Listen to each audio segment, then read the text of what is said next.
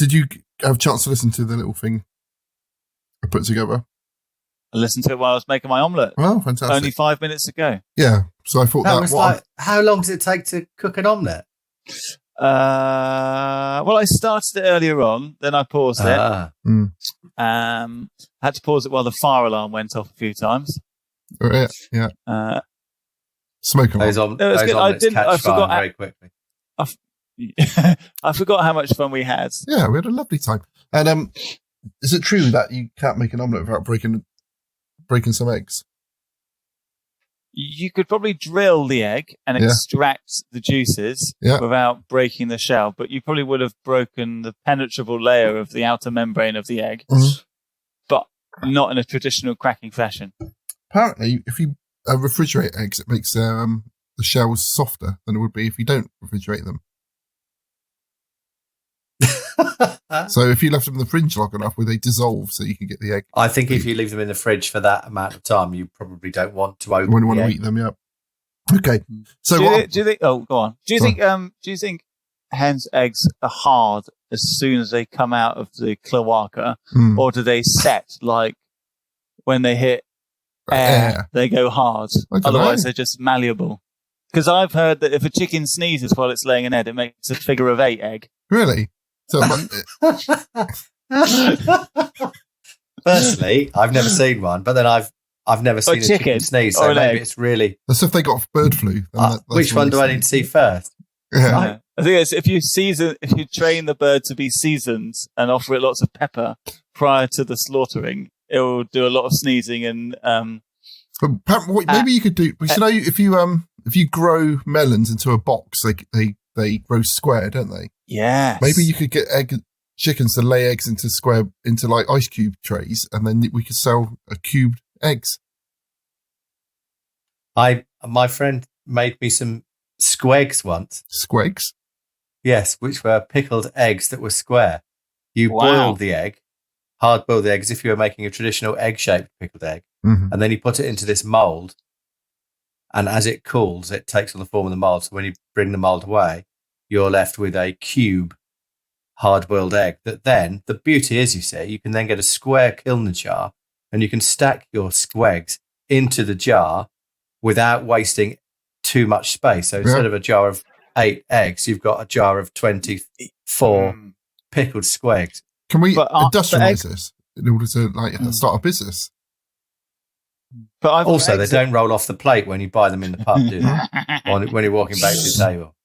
But then I thought eggs were designed to be round so the pickling juices could get around the outer sort of like extremity of the egg. If they're square and flush, you're not going to get the pickling juices anyway, are you? Just going to have like a hive where bacteria can. Are you suggesting that eggs evolved to be round because one day they would be pickled? Yeah, and so they get in the round hole of the kilner jar. Yeah. Egg question for you, Mr. Eggy Know-It-All. I went into the butcher's in Wareham. Oh, I'm clearly pointing at Henry. Yeah, if you were going to the butcher's for eggs, you should have been going to the poulterer. I went in to the butcher's because I wanted to know why eggs are egg-shaped, except when they're a Scotch egg. Yeah. And then they're spherical. And how do they get that long tube of egg into a pork pie? That's a gala pie. Get your pies right, Cleve. Sorry. Yeah, but the Scotch egg's just the outer hammy, yummy bit, isn't it? The egg's still an egg shape on the inside. But it's not an egg shape. It's a sphere. If you go get a Scotch egg and you peel it, and it's a perfect sphere, like a cue ball. So I reckon someone whistles it down then before they put it in? An egg whittler. Yeah, or they get, or in the Scotch egg factory, they've got special chickens that sneeze just the right amount. Just to pinch it off. To knock off the, yeah. Well, the lady I talked to said she didn't know at all, but my theory is that they're wrapped in sausage meat as soon as they've been hard boiled. So again, like the square egg mould, you can press it, like that ball of tinfoil I made. If you handle it enough to get it into a almost perfect sphere, the egg inside is also going to could be moulded into the sphere shape. Did the lady in the bushes enjoy this theory, or did she call the police? She did ask me to move on. Yeah. Can I serve the next customer, please? There was a queue and it's diverted.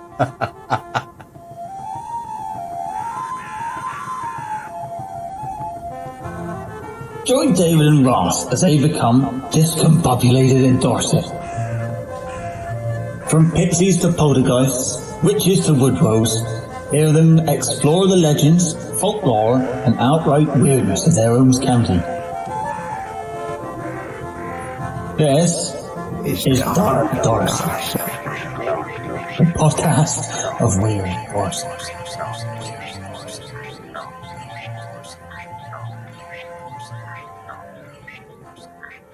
Right, so welcome to Dark Dorset. I'm Ross in Dorchester. I'm Henry in West Stafford. I'm David. In Aesthetics. In Wareham. In Wareham. So we haven't done a podcast for quite a while because we've had all these questions about eggs we needed to investigate. But we should do a podcast dedicated to eggs. Yeah. Their shape and origin. Yeah. Dorset eggs, a dark. Are you one episode, or are we doing a whole new podcast on eggs? A series on eggs. This time we went to Rempstone Circle, and I'm going to play the audio. It's good audio. Yeah, it's good audio. I didn't listen to it all. I started to, but I didn't. Goodness me. I watched a really nice video on the old Instagram of a man whittling a whisk. Oh, I stole some kitchen utensils. Yeah, I stole some kitchen utensils. Want another tree to push over? But it was quite a dangerous thing to do, because this guy was willing to take it. Oops. Why did the man fall down a well? Don't know. Didn't see that well.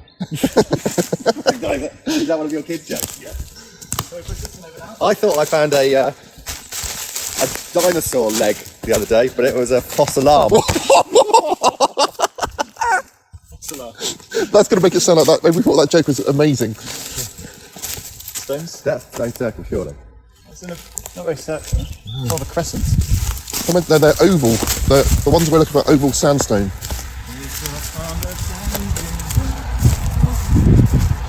Should we put it into our phones, or are we just going to wander the woods looking? There might be. No, it's not. Is it? No. Crocodile on that one, though. Oh, someone put a rock on a stump. Rock on a hard place. Obsidian. Bit of sea glass. What do you reckon the keys for? It's the secret. Look at that stick thing. Oh, that's cool. It's like True Detective. Oh, that's just where someone's buried their cat. Cool. Now, would you unfurl somebody being... Yeah. We could have got something to leave. You can leave her off. Look at that. I might leave my pants here. I leave my guts. Have you erupted yet? No. It's a bit of glass, look at that. That dragon. It's like a geocache without the plastic. Yeah. Some ribbons in the trees. Right, so what is this place? Where did you find out about there's ribbons in the trees there as well? it is a Well, I've always known it was here, but I didn't realise people left shit at it. yeah. So it's between 4,000 and 5,000 years old. These stones, they're older than that, these stones. The placement of them in the circle, but I can't believe they're still going. yeah. They're not cheap. This is their it's farewell tour. So about 4,000 to 5,000 years old. Half of it's been knocked down. So there's one over there, look. Yeah. 1, 2, 3, 4. They reckon the ones which are missing were knocked down when they were doing clay works nearby, or here, literally here. And they found in a farmyard nearby there was a procession, sort of like causeway up to this. Yeah. So it would have been. But they think that these sites were not like ceremonial sites. They reckon that they were like silent monuments. So they built it, and then it would have been like a holy place not to go. You wouldn't have gone there when it was there. But apart from that, they got just because they don't ever find any like finds nearby. Yes. So the legend of this place is that these stones were flung from... Oh, shit, I forgot my name. That was nearly a good story, Ross. Well, the devil was throwing these stones at Corfe Castle. The devil used to throw a lot of stones, didn't he? He was busy. Did he had nothing to do apart from throw stones? It was from Portland. Portland, was it Portland? Yeah. So, like, these stones were apparently being thrown at Corfe Castle, and this is where they landed. That's the The devil's got a shitty aim. The stones. Yeah, but Corfe Castle's not 5,000 years No, old. I know. So I think it might... He knew that it was coming. Yeah, Or he was helping prepare the foundations. yeah. So let's try and find all of them. Well, we can't. Half of them are missing. Yeah, but if we just go around in the circle...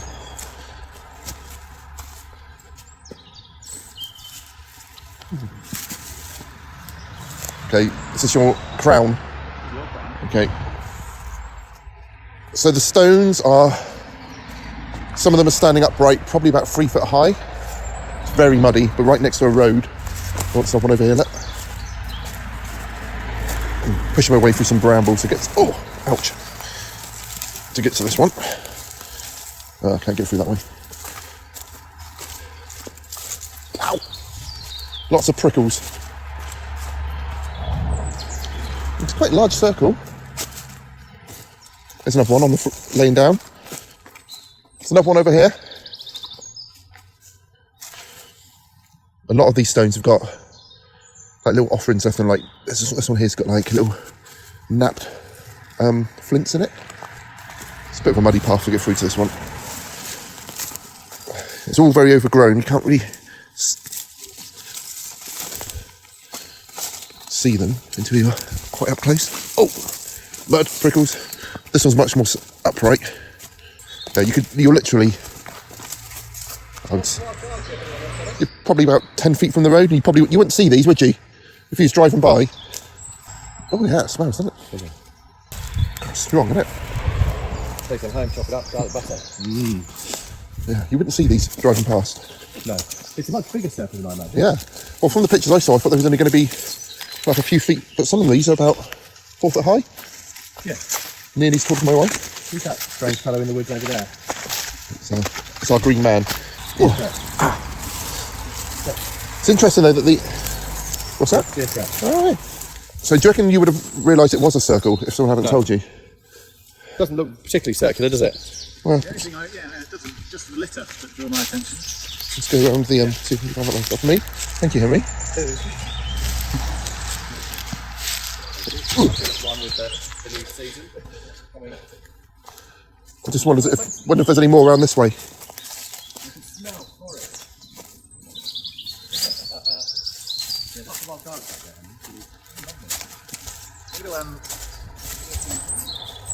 There's lots of holly.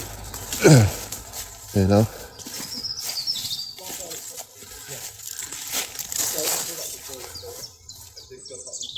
Yeah, I don't think there's any more around that way.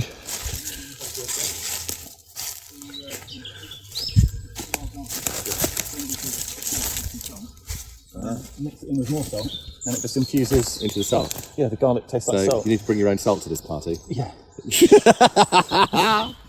Look at Ross, he looks so happy. Just going to make some Oh, Rempstone Circle. They think it would have had 12 stones, but only 8 remain. Mm-hmm. 5 are standing, 3 are recumbent. Good word, David. Yeah. Thanks. It means lying down. I had to look it up while I was lying down. They're interesting. They're made of sandstone, local sandstone from the ridge that they're at the bottom of, not sarsen like most other stone circles. Mm-hmm. And also, it's the only stone circle in Dorset that's not on or near the chalk ridge. It's quite away from all the others. So but my theory is what's your theory, David? that it's not real. It's not natural. Well, it's obviously not natural. It's man-made. Well, the archaeologists think it's a kind of Bronze Age, kind of, quite old. But it was only discovered in the 20th century. Yeah, because it's all pretty overgrown when we went there, wasn't it? Yeah. You wouldn't be able to get to it in the summer because it would overgrow too much. They also found in 1957, they found a little stone avenue leading towards the circle as they were playing a field, and they just pulled the stones up and tossed them back into the ditch. Yeah, I was Allegedly. A lot of these stones have been removed or knocked over, and when we went there, the quick bit of research I did on the way up was saying that they were knocked over when they were doing clay works nearby, when they was collecting clay, which I thought would have happened quite recently, but apparently that was in the medieval times.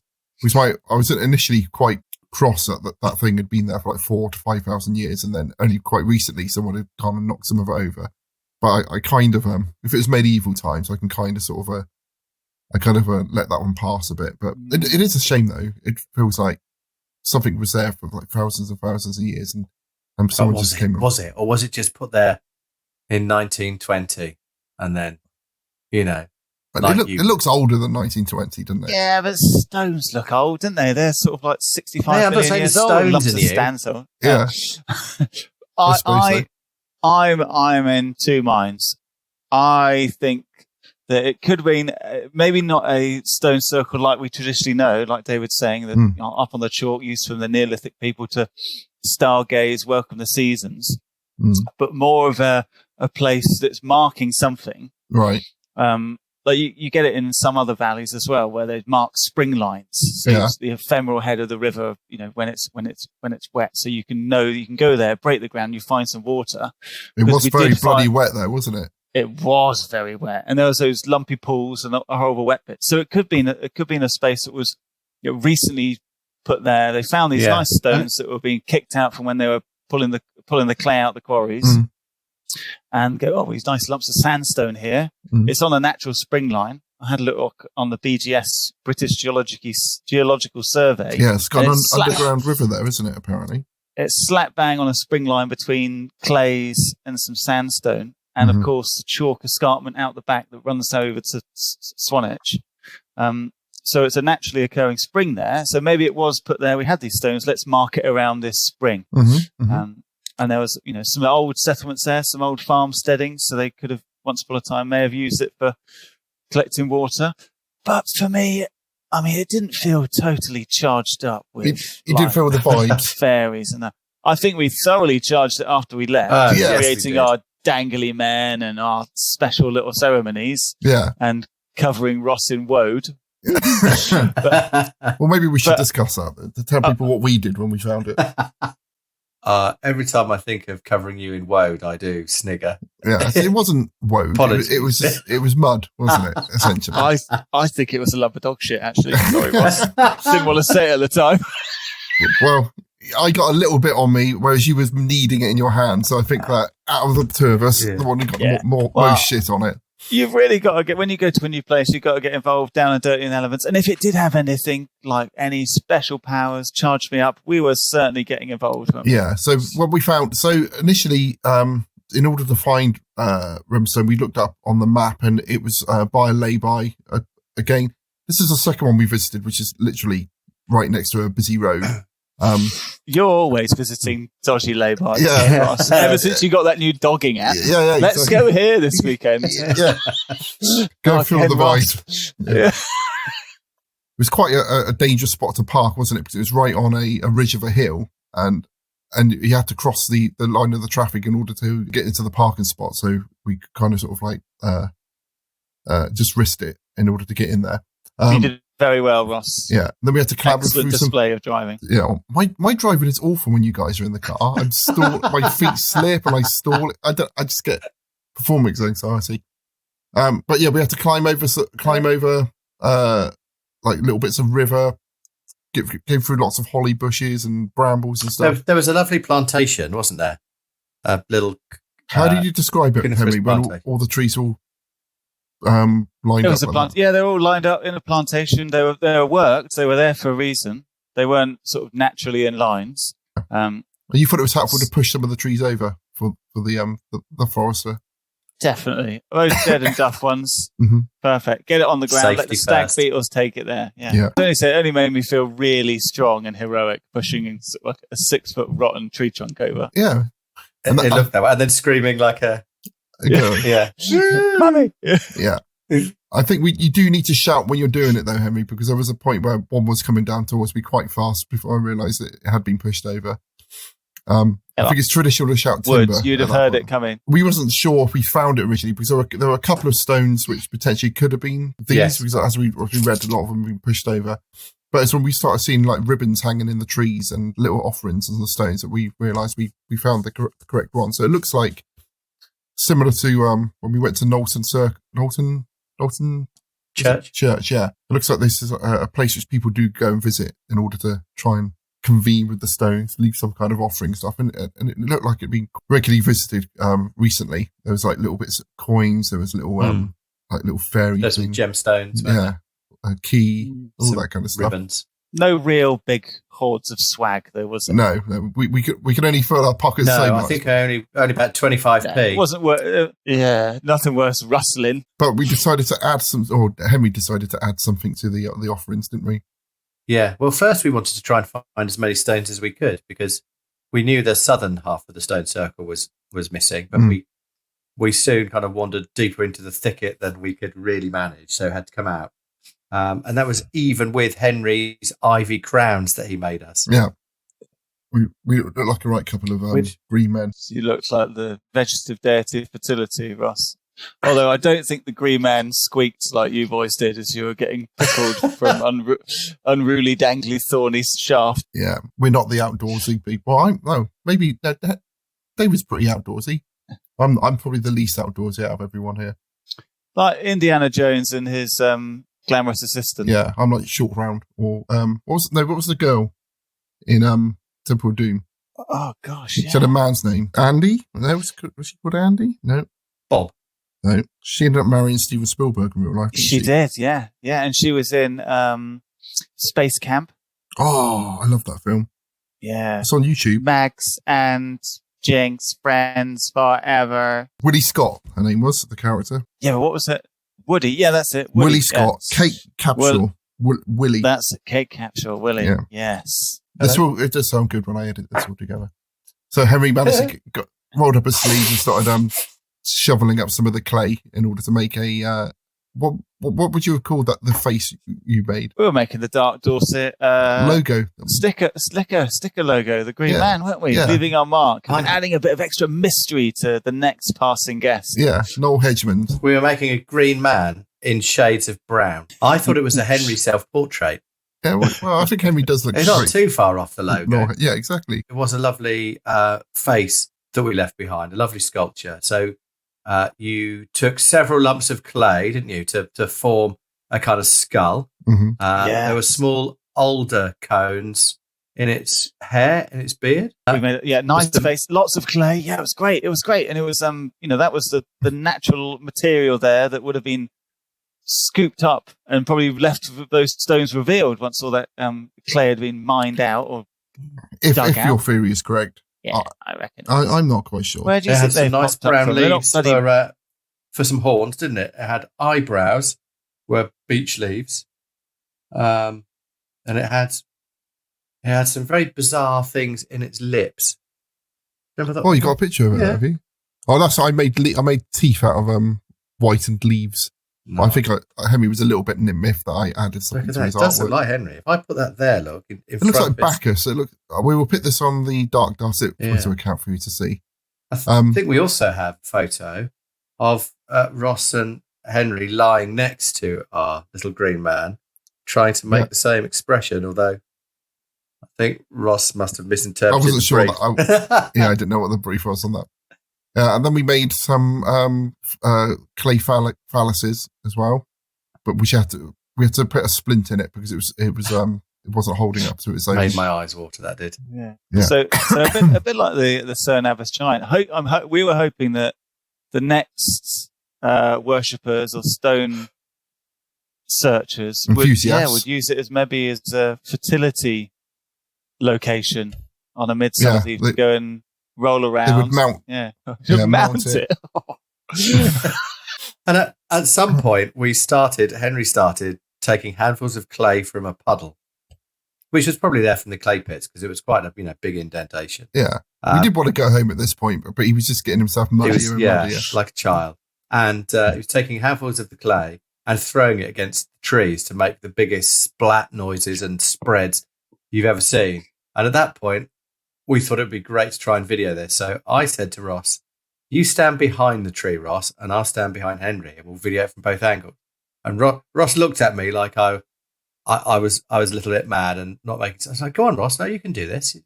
And to my disbelief, as usual, I knew they were bullying me, but I couldn't work out how. You walked behind the tree. I just poked your head out to the side slightly. Henry turned around, looked at me. I shook my head. I couldn't believe it either. Henry wound himself up baseball style, pitched this mud ball towards the tree, totally missed the tree and hit your phone where you were filming, knocked it from your hand, mud spattered everywhere across your face. All over my freshly cleaned, colour-coordinated outdoor man outfit. Dear, oh dear. Sure, it's not funny. We've got great slow motion footage of it. Yes. I'd say my aim is usually pretty good. And that was only, what was that, 15 yards? I mean, that's a good, coming back for the second run, middle stump, easy. Yeah. Maybe it was something in the area that was pushing the... pushing you away. Pushing us out. It's say, do not defecate a house of stone circles. Yeah.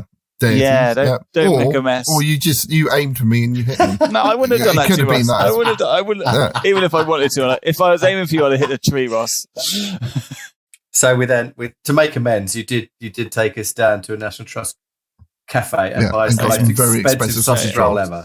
I do. I do. And it must have been a dry robe convention or something down there, wasn't it? It was insane. Yeah, it's very posh down there, isn't it? So I had a little bit of research about Rempstone to see why it's called that. I always like to look at the...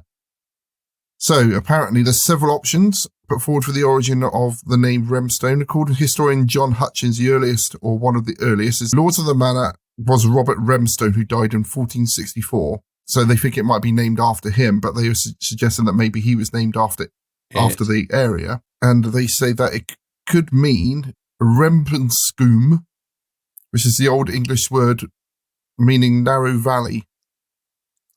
Yes. So that could be what it is, because it is the valley between Corfe and Studland. Yeah, so Corfe Castle was only up the road, and I think we mentioned on the clip that there's folklore that these stones were flung at Corfe Castle or other things around this area by the devil. But we were saying that the devil seems to throw a lot of stones around. But there's another stone at Studland, isn't there? There is the Aquaston Rock. Yeah. Yes. In folklore, they're kind of related, these stones, to each other, but they are different. But I've never seen that before. Have you been there? Yeah, it's great. The Aquaston Rock's good because you can't see it very well, if at all, from the road. And you can't see it that well from a lot of the footpaths that go over to it. And then it just appears. And it's beautiful. I mean, there's a lot of people climb it, and a lot of people carve their initials into it now, but it is a fairly hefty sized piece of rock. It wouldn't fit in the room I'm sitting in my chateau. Yeah, so I think that's something else we need to go and visit. But something else so there's the Rempstone Estate and Rempstone House, which is nearby to this as well. Yes.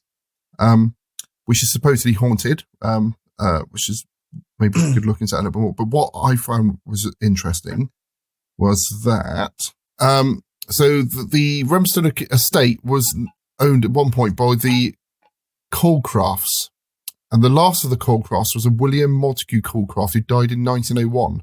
His successor was a nephew, Guy Montague Marston. This Marston guy was better known for his friendship with the poet Robert Brooke and the notorious occultist Aleister Crowley. Yes. Who performed ritualistic magic at the house in 1927. Now we're talking. Yes. So Aleister Crowley could have gone into that stone circle and done some of his magic, because he is known to have been in the house, which is pretty much opposite on that road. So that adds a lot more. Oh, he could have made it in 1927. Yes. That's what he did. And made his own dangly men. Yeah. Well, he did like dangly parts of men, didn't he? It just seemed that most of his magic involved bumming people and eating his own cum. So. I get... you always bring it. I get Aleister Crowley mixed up with Leslie Crowther. Didn't Aleister Crowley play cricket for England as well? Back when we was good. Most of Wareham is owned by the Rempstone Estate. And they funded the first fire brigade that Wareham had. A lot of the houses in Wareham have a round plaque above the front door with a diamond in it, embossed in it, and it's painted a kind of cherry brick red colour. And that was to denote that if your house was burning, that was a Rempstone house, so the fire brigade would rescue that house before any others. But at one point, I think 3/4 of Wareham were Rempstone houses. Is it Rempstone Hall? It's not open to the public, so we can't go in there. Is a resident that over the centuries has acquired more than one ghost, including that, it is said, of the religiously fanatical Lady Caroline Colecraft. Possibly the supernatural disturbances and the darkest going-ons can be attributed to Crowley's evil magic rituals, and also the underground stream that flows beneath the house. This is entirely credible, for there is one other feature that underground streams are particularly associated with, and that's megalithic stone circle. You were saying, Henry, about the water, the underground water there in the spring. Apparently that is something which is associated with stone circles, but also a lot of haunted houses have underwater streams around them as well. So there's so that could be a catch-22. So I've read things saying some of the disturbances that people see and associate with ghosts could be related to change in temperature due to like water being in the area and stuff, and like the mist, and also maybe that makes the ground unstable and makes the house move a bit and stuff. Or it could be the other way around, that ghosts are attracted to water for some reason. Well, maybe. Well, you think that people always inhabited around water first, didn't they? Because that's what you need to stay alive. So the oldest people, more magic in the world back then, more people believed, lots more weird and wonderful things going on. Maybe that's these are ancient beasts and ghosts that are being spotted, because there's always been I always get my dryads and the dryads water spirits. Beg pardon? Or is it a dryads water spirits, or is that tree spirits? Dry gin is a spirit. What's a water spirit? And I get mixed up. That's a tree nymph. A dryad is a tree nymph. What's a water nymph then? That's what David uses, a PSB, mate. I haven't used one yet this year. I've been trying to be purist and stay on the top with the old dry fly. So white-knickered. You're so Although a water one's a naiad, but anyway. I got skunked twice, Henry, so I gave that a miss the third time. What does that mean? What's sunk mean? Skunked. What's that mean? It means I didn't catch a fish when I went to the river. You sound quite... Doesn't happen often, but that's not really like David's. Very uncharacteristic. Maybe he hasn't stocked it yet, David. Yeah, this doesn't usually happen. Maybe as you get an older gentleman. That's right. It happens a bit more. I can promise you, I've no shows this before. Normally a lot fishier.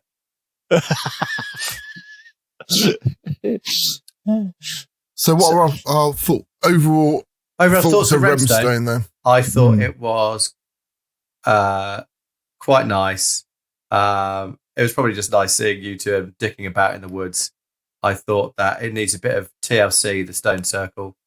I'm not sure it is massively old. I could see it could easily be at home.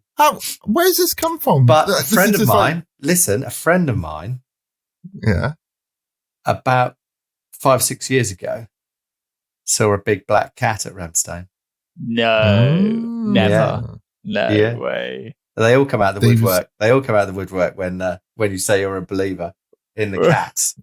All right, so more of that on our next episode, guys, because we may have actually had, or one of us at least, actually had actual real, what would you call it, weird experience? Or it wasn't weird.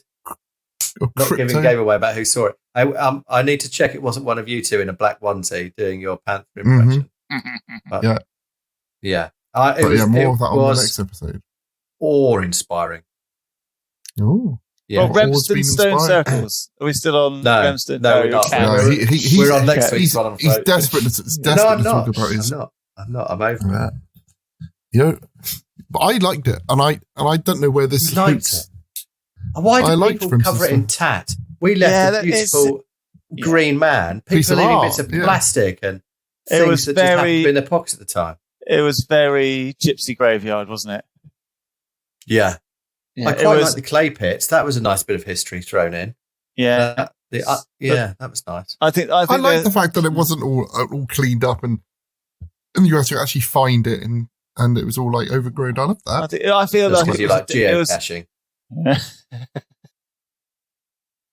I thought it was.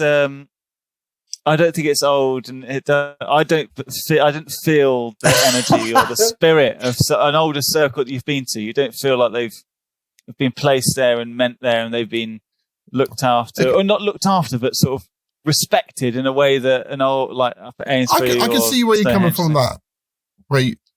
But I just don't know where this feels very much.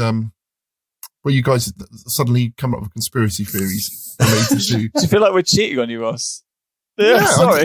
I think it's definitely worth a visit if you're in the area. Yeah, go and see for yourself. Go and find. Yeah. Mm-hmm. Yeah, but just be really careful on that getting in and out of that bit of road, because I was thinking afterwards when I just floored it to get away from it at the end, because a car could come over that ridge at any minute. When you were covered in mud. That could have been really dangerous, couldn't it? Yeah. We made it. We're live.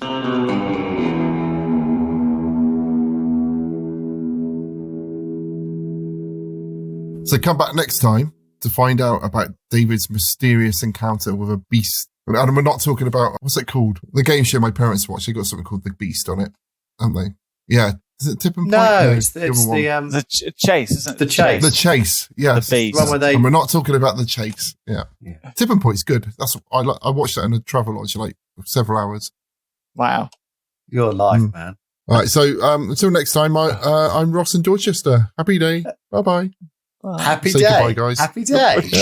That's my thing. Happy day. It's not your thing. You've never said it before. I've always said happy day. No, I've never heard you say it before. Why?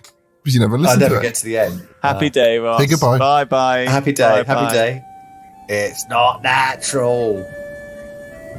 If you knows of any weirdness you'd like to share with Dave and Ross, you can tell them by email at darkdorset@gmail.com or talk to them on Twitter at darkdorset. Well, until next time, stay discombobulated. Stay discombobulated. Stay discombobulated. Stay discombobulated. Stay discombobulated.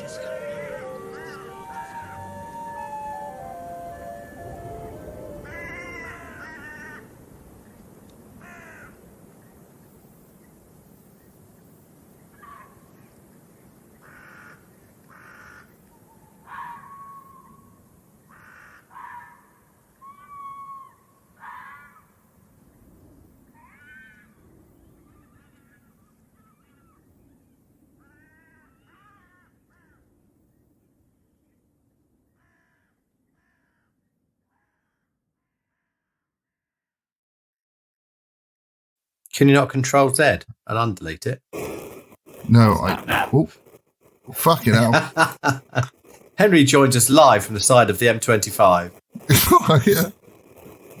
Are we winning? No, it's gone awful now.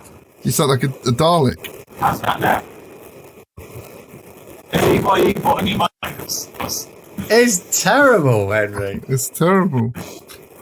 Let's just try the microphone on your headphones, like we did last time. It just sounds awful. At the moment, you sound like a Dalek, like in a wind tunnel. Should I move that back to my... Yeah, go back to your headset, I think, if it's easy to find. Sorry. That is pretty terrible noise, isn't it?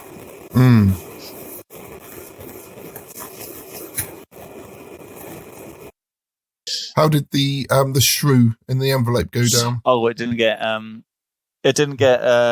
Submitted. No, in the end, he wanted to put it hanging out of his Easter garden.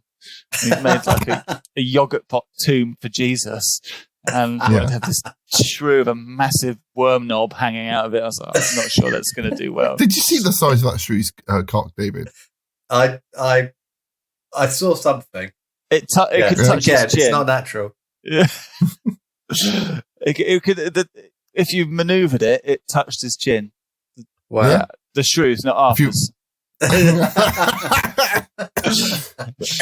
But hung like a shrew is not something you'd expect to be a compliment. No, I mean, but... it's just, you have to say hung to the scale of a shrew. Yeah. Hung like a shrew is still only like a thumbnail. Yeah. I do remember being amazed when I saw photos of a duck's penis. How long and corkscrewy they are. It's whirly, yeah. Yeah, and it's like twice the length of the duck, isn't it? Was the shrew's was it longer than its leg, presumably? It's not really a photograph, David. It was an X-ray, wasn't it? And an X-ray. Yeah, the doctor's saying, X-ray. What is this up here? Yeah. The sheep has an interesting penis. I've got a friend who is an AI man, and but he's not a real man. Never shake hands with an AI man. An artificial inseminator.